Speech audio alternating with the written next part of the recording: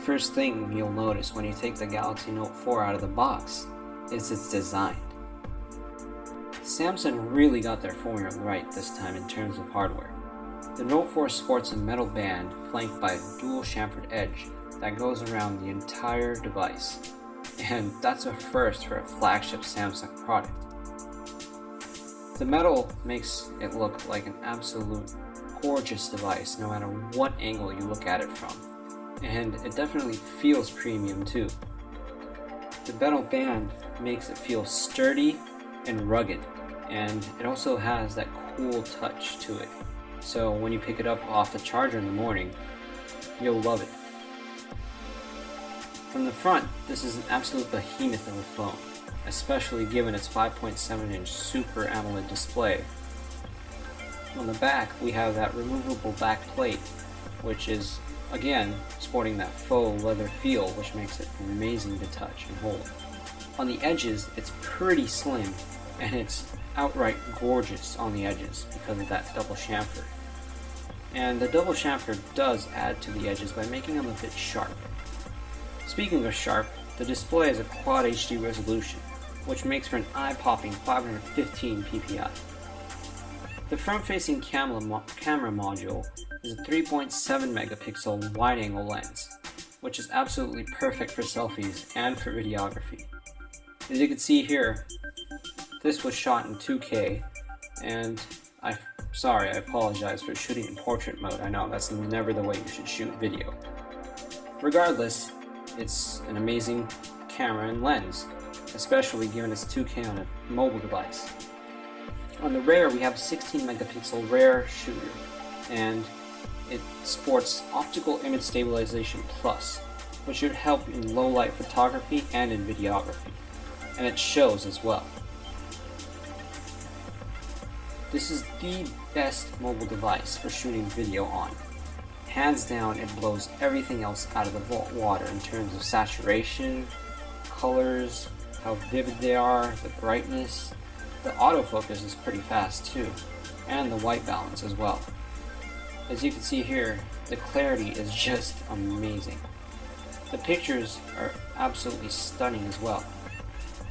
Here are a few sample shots I took outside in my house. Here we have a picture with HDR off, and HDR is a bit overdone on Samsung, but it makes it look way better as seen here. This is with HDR on. And here we have our home button with the baked-in fingerprint sensor, and I'm happy to say the fingerprint sensor is a lot better on the Note 4 than it was on the S5. On the S5 it was just absolutely horrid, but on the Note 4 it takes pretty much any angle of the finger you could throw at it. The back, we have a decent sounding speaker, and obviously the S Pen. We can't talk about a Note product without talking about the S Pen. When you pop it up, it brings up an air command with 4 options. The first is Action Memo. Action Memo allows you to take a quick note and save it in your S Notes application, or, as I'm doing here, write something down and link it to another app. Over here, I've written down a fake phone number, and I'm going to call it using the dialer. And as you can see, it recognizes it immediately and opens it up. Here I'm going to discard it.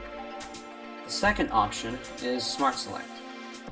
Here you can highlight an area of the screen and save it in your scrapbook or collect it for drag and drop functionality across the device. The third option is Image Clip. Basically like Smart Select, except this is a freeform tool and you select what the device chooses. Again, you can save it or discard it. The last and my favorite is Screen Write. It allows you to take a screenshot of your screen and essentially write on it. It's very useful when you want to share some information on some site, or you're using some app and want to show somebody else something really funny. By the way, please subscribe to my channel. I'll be bringing regular tech videos and other Android how-to videos as well. I'll discard it here. That's pretty much the S Pen, and you may or may not find it useful. It's it's up to you, but I do find myself using it quite a while. And as shown here, the S Pen can be used as a mouse.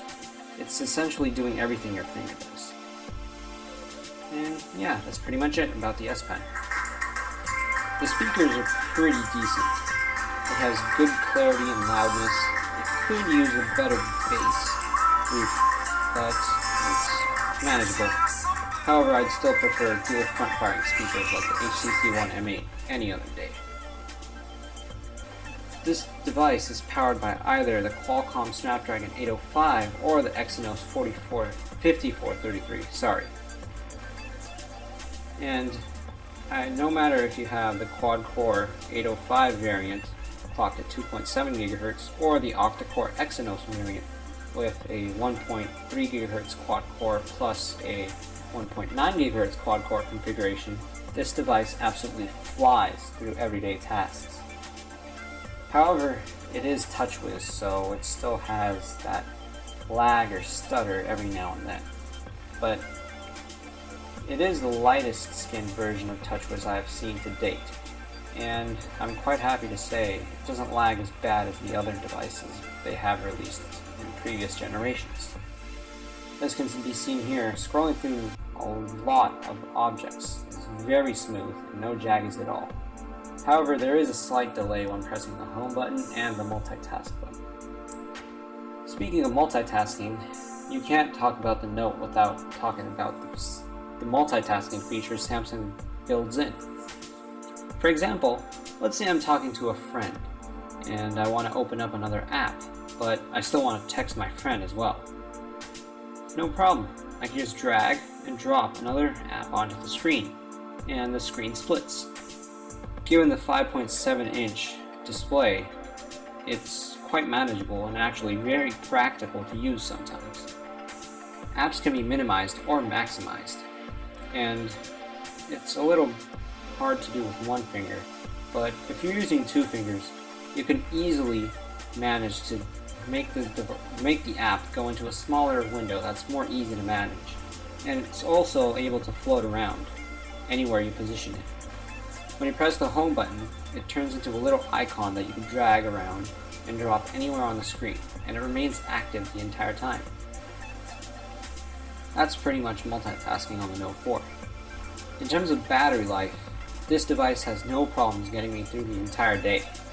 I get about 5 to 6 hours of screen on time, which is absolutely insane, and I have no problems having to charge it either. You should be fine getting through an entire day of heavy usage, or 2 to 3 days on light. And if you do need to taper off, they do have Qualcomm Quick Charge 2.0, which charges your phone in 30 minutes, 50%. So pretty much in an hour you'll be all done. Overall, the Note 4 is an amazing device and probably the best package Samsung has created till now. If anyone's getting a new phone and wants to get into big phones, the Note 4 is definitely the choice.